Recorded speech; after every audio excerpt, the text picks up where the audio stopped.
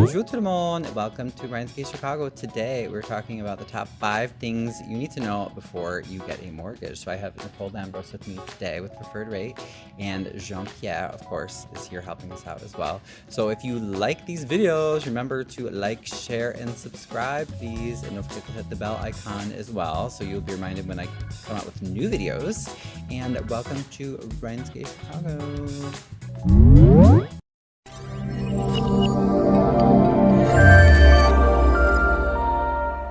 All right, our first tip of the day here is we're just talking about credit. So I thought you had to have like perfect credit to get a mortgage. Isn't that true, Nicole? That's what a lot of my clients think.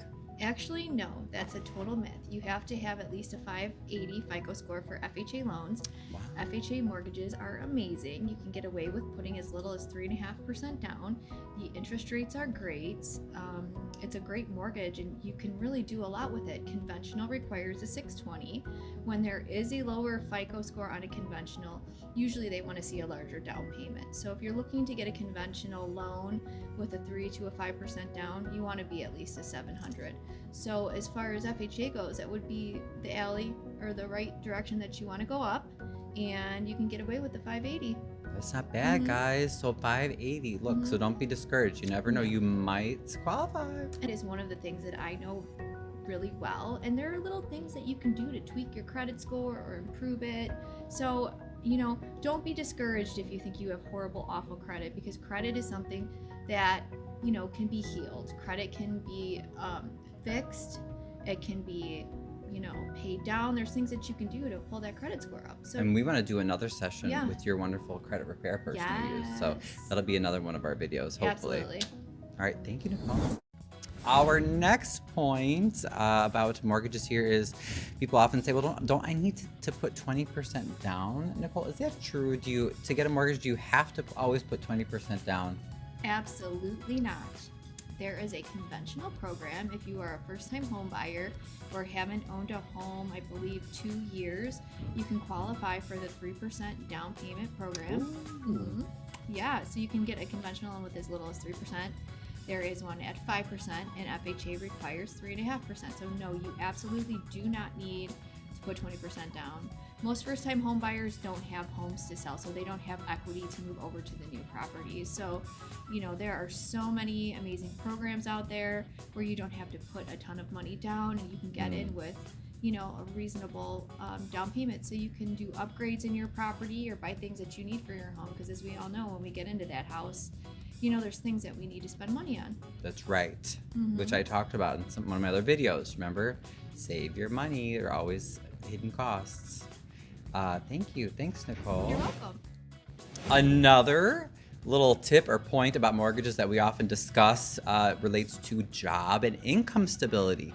So what do we know we need some sort of income stability, but what exactly does a borrower need? What are the lenders looking for? So the magic number when it comes to lending is we want to see that you have a 2-year history, okay?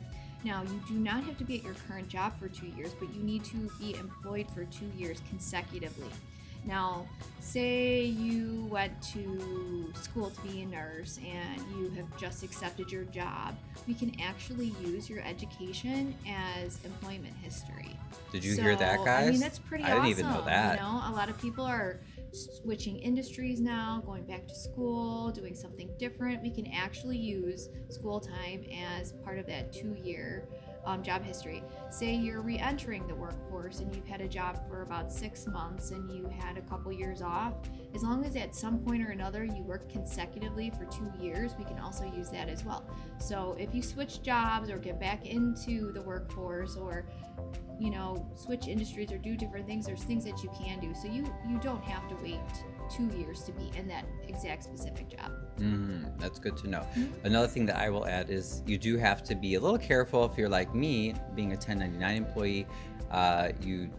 You do need that time with the tax history as well for they'll want to look at your tax record. So that can be a little tricky, and that doesn't really have the school connection like Nicole's talking about. But still, look, she's giving you a lot of options. So awesome. Absolutely. All right, and we always end up talking about, I've learned a lot about this. I always remind my buyers, but Nicole, can you remind us about why people should not be making any really big purchases around the time that they would like to get a mortgage? Yes, I will tell you why. Because what happens is when you purchase, say, a car or something that costs, a substantial amount of money, it can bring your debt to income ratios down, which means it's going to lower the amount that you can purchase on a home. And you don't want to lower your buying power. Obviously, you want to have, the max buying power that you could possibly have. So whatever you do, do not go and buy a new car. Do not make any large purchases. Don't open up any new credit cards. Sometimes when you open up new trade lines of credit, what happens for a couple months is it will actually pull your credit score down, because one of the things with the credit scoring models is that age of credit can affect your credit score. So sometimes when people open up a new credit card, it actually pulls down their credit 20-30 points. So just keep your credit clean, just chill out for a little while. Everybody, this Christmas, do not go open up 20 credit cards because you're going to save 15%. It's not worth it. Don't do it, especially if you're thinking about buying in the next 3 to 6 months. Oh, that's good to remind us about those retail, like the Kohl's or the department store, all those retail cards. That's good, because I often, I will get caught into that trap as well, where I'm like, ooh, maybe I should do. Amazon always asks me whenever I check out. So that's good. Good to know. So if you're shopping in the next 3 to 6 months, do not open up any new trade lines. Do not go buy any new cars, whatever you do. You heard it here first. Yeah. And our last tip / mortgage point for the day is talking about co-signing for loans. Now, Nicole brought this up to me when we were discussing our points for the video today. So what you said this has happened a lot with your clients. How does that?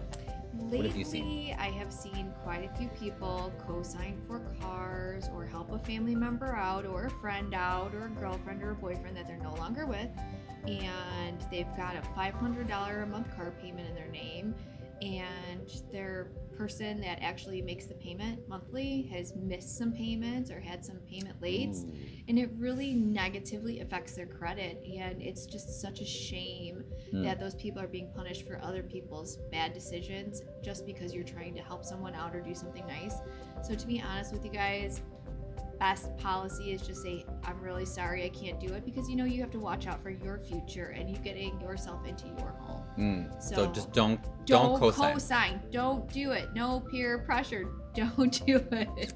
Don't co-sign, folks. Absolutely not. All right. Okay, tout le monde, that is it for today's video on 5 tips to know before you get that mortgage. So, un grand merci, big thanks to Nicole Lambros. She's with Preferred Rate. She's done a lot of excellent loans for my buyers, so I definitely recommend her. And if you like this video, like, share, subscribe, click on the bell icon. Don't forget to check out my other videos as well that are below my contact information. I'm Ryan. I am a real estate agent. You can if you use me, you'll automatically get access to Nicole. I also have excellent lawyers and inspectors as well. So I have a great team of people that I've done transactions with that I trust. They're great. They're going to take care of you. So, thanks for joining us. We'll be having some more videos coming with other professionals on my team. So anything else, Nicole, that you can think of, a little bonus tip or anything else maybe you want people to know as a lender? I do. So I do realize and understand that buying a home is probably one of the biggest purchases you are ever going to make in your life. No question is ever stupid.